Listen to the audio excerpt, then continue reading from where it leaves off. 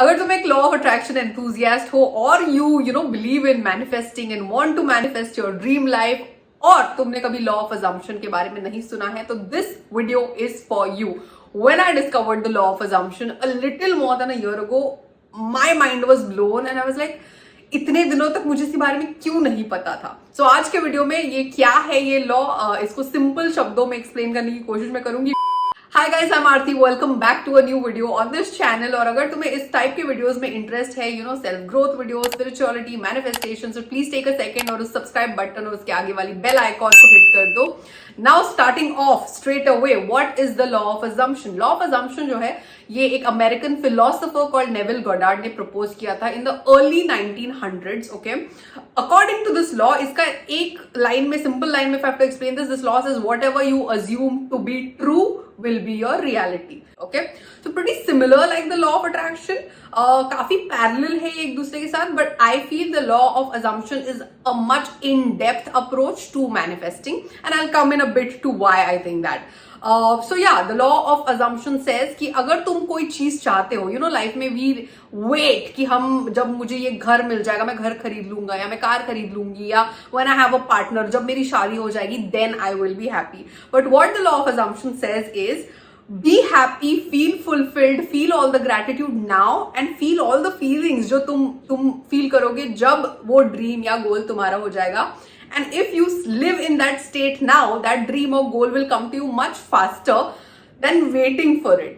So Neville Goddard की काफी किताबों में तुम पढ़ोगे this phrase called assume the state of wish fulfilled, and he talks about living in that state, living in the end state. इन सारी चीजों का यही मतलब है कि जो तुम्हें लगेगा उस ड्रीम को या उस डिजायर को हासिल करने के बाद उस स्टेट में जीना अभी शुरू कर दो and that thing will come to you faster. Like for example, how will I feel if I am able to buy that dream house, you know, for myself? Or how will I feel when I finally find that love, that partner that I've been waiting for? So he asks you to stay in that state more often.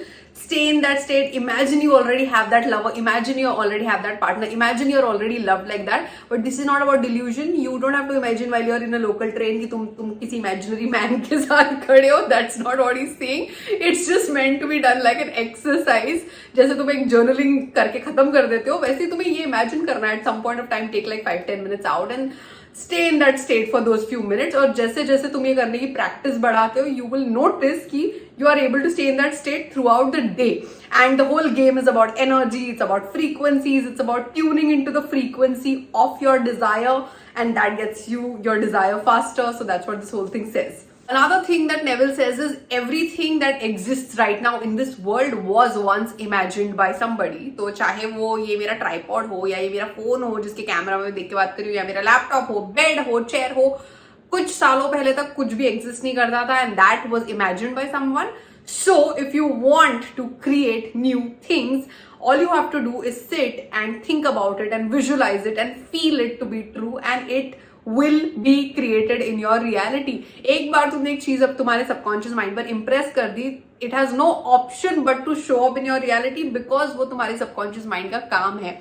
और subconscious पे Impress कैसे करते हैं? Through the language of feeling. तुम्हारा जो subconscious है ये feelings की लैंग्वेज को समझता है, इसे वर्ड्स की लैंग्वेज समझ में नहीं आती है.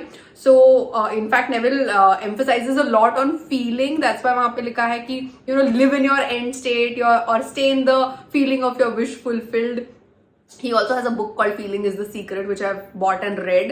तो उसमें भी ये चीज लिखी है कि सपोज तुम्हें यू नो एक महीने में इतने पैसे कमाने, ये तुम्हारा गोल है और फिलहाल तुम्हारी लाइफ में बहुत सारे फाइनेंशियल प्रॉब्लम्स है, उतने क्या तुम्हारे पास बेसिक पैसे ही नहीं आ रहे हैं, तो you have to go into the end state and think and feel कि कैसा लगेगा जब तुम ऐसे पैसे कमाओगे. ये तुम्हें रोज करना है. और वो बार बार कहते हैं कि ignore your current reality, do not pay attention to your current reality at all, because you have to always keep in mind कि जो तुम्हारा करंट सर्कमस्टांसेस है दैट ऑल्सो यू क्रिएटेड कुछ थॉट्स सोच के. तो अब जब तुम तुम्हारे थॉट्स बदल रहे हो, तुम्हारी जो रियलिटी है वो भी कुछ दिनों में बदलने वाली. Now coming to why was I so mind blown about discovering the law of assumption. तो मैंने I think law of attraction और द सीक्रेट एंड ऑल की डिस्कवरी की थी जब मैं कुछ 16, 17, 18 साल की थी. मेरा इंट्रोडक्शन हुआ इन चीजों से, ठीक है.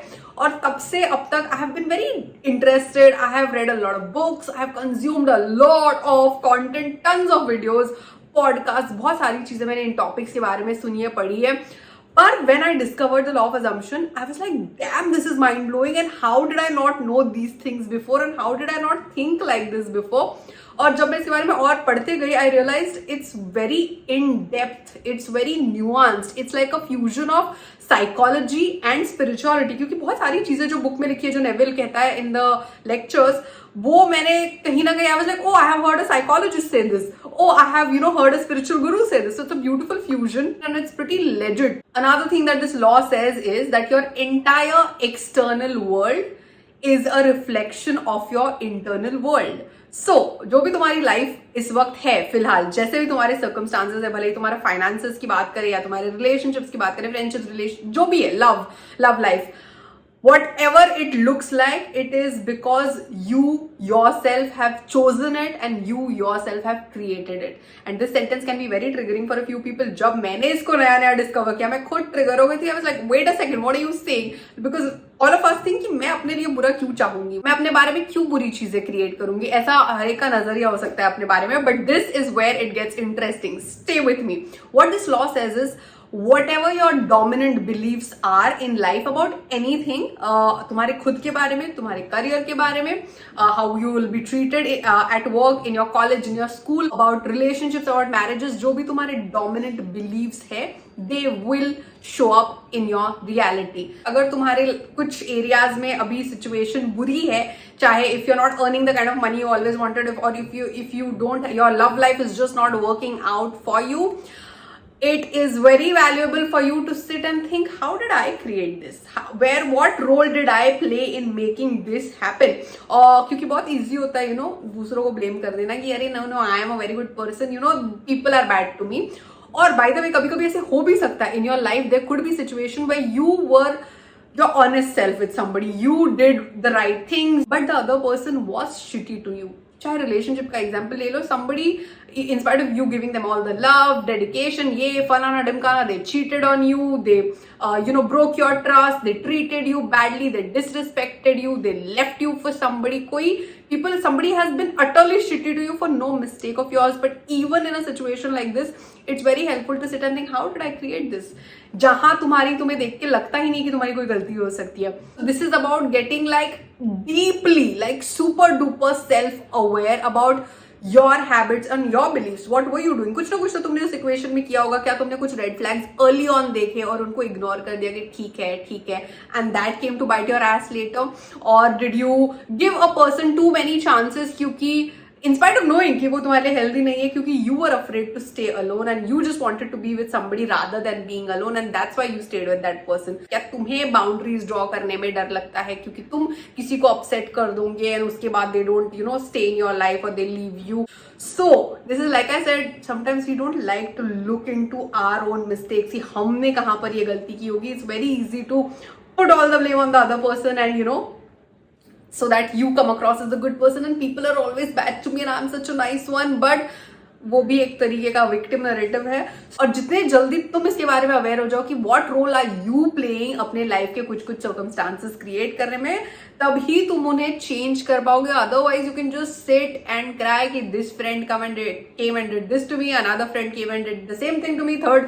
दैट विल नेवर चेंज, क्योंकि तुम्हारे अंदर जो रूट है जिसकी वजह से ये बिहेवियर हो रहा है, वो तुम्हें अंदर जाकर चेंज करना है. And this is all about taking that responsibility and taking that onus ki, I have created this and now I can change it and create a better life for myself. So मैंने इस बात को realize किया कि people in my life are always reflecting back to me my dominant beliefs about myself, how I think and feel about myself, how I think and feel about them. Every person's behavior is a reflection of how I think and feel about them.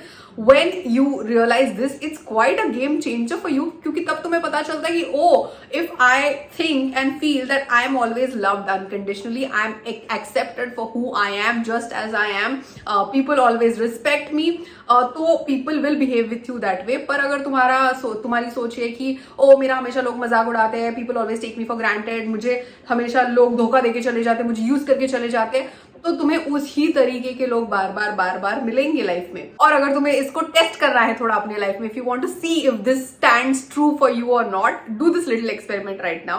I did this जब I came to know about this whole law. So do this with me right now. think about two people as we speak. One person that you absolutely wholeheartedly love. एक ऐसा कौन है तुम्हारी जिंदगी में? और कुछ सेकंड सोचो, 4, 5, 6 second. How do you feel? What are you thinking? Now, cut to think about another person that you absolutely hate, cannot stand. Or if cannot stand, just one person that you just don't like. You don't like them. उनके बारे में सोचो 5-6 seconds, if not a lot. How are you feeling when you think about this person? What are the thoughts that are coming into your head? You'll realize कि जिस इंसान को तुम बहुत ज्यादा प्यार करते हो unconditionally, whether it's one of your parents or your sibling or your partner, जो भी है, तुम realize करोगे जब तुम इनके बारे में सोचते हो तुम्हारे दिमाग में सिर्फ अच्छे ख्याल आते हैं. You always say the think nice things. You wish well for them. You always pray for their safety, right? इसी तरह के ख्याल आते हैं. और ये ऐसा नहीं है कि that person has always been good to you. They also must have done stuff to hurt you. They might have been unfair to you at some point of time. But in spite of all that, तुम्हारे दिमाग में जो dominant thoughts उनके बारे में आ रहे हैं वो प्योर है, वो अच्छे हैं, इसीलिए वो तुम्हारे साथ हमेशा अच्छा बिहेव करेंगे. Cut to if there is another person जिसके बारे में सपोज अ फ्रेंड जिसके साथ तुम्हारा हमेशा कुछ ना कुछ से ऑफ रहा है, हमेशा एक वो बॉन्ड थोड़ा सा वियर्ड रहा है, और some cousin that you don't like. तुम्हारे दिमाग में उनके बारे में जो ख्याल आते हैं, you have these doubtful things. You don't have like a proper pure wholehearted feeling. You know what I'm saying? Like you're like, oh, what is this person's problem with me? Why does this person talk to me like that? Is this person jealous of me? क्या ये चाहते नहीं है कि मेरे साथ कोई अच्छी चीज हो? तुम्हारे दिमाग में थोड़े डाउटफुल ख्याल होते हैं और ये उनकी बिहेवियर में दिखता है. दोनों का बिहेवियर तुम्हारी तरफ स्टार्कली अलग होगा और वो दिखता है because of the quality of thoughts you are thinking about each one of them. And what does this tell me? This tells me that the moment I change my inner dialogue, I change my thoughts about a certain person, उनका behavior भी मेरी तरफ change होगा. ये लोगों ने बहुत सारे experiments किए इसके बारे में, बहुत सारे लोगों ने होते हुए देखा है अपने लाइफ में. तो this law is not just for you to achieve your big dream, जैसे मुझे 100 करोड़ रुपए चाहिए, मुझे बंगला चाहिए, गाड़ी चाहिए. It's not just for that. It's for it helps you to improve the quality of your life by helping you improve the quality of your relationships, by improving your relationship with yourself, by getting super duper aware. And that's why I absolutely love this law. और ये जो मैंने आज बात की है, this is like just scratching the surface. This is very very मतलब basic video था ये, इसलिए इतनी ही बात की है. But let me know if you want me to talk a little more about this in the future. इसके बारे में तुम्हें और जानना है जो मैंने अभी तक सीखा है, I would be very happy to come and share it here. And अगर फ्यूचर में तुम्हें ऐसे और वीडियोस देखना है, please consider hitting the subscribe button and the bell icon, ताकि जब मैं ये पोस्ट करूं तुम्हें इसकी नोटिफिकेशन मिले. On that note I want to go and see you guys soon. You take care. Bye bye.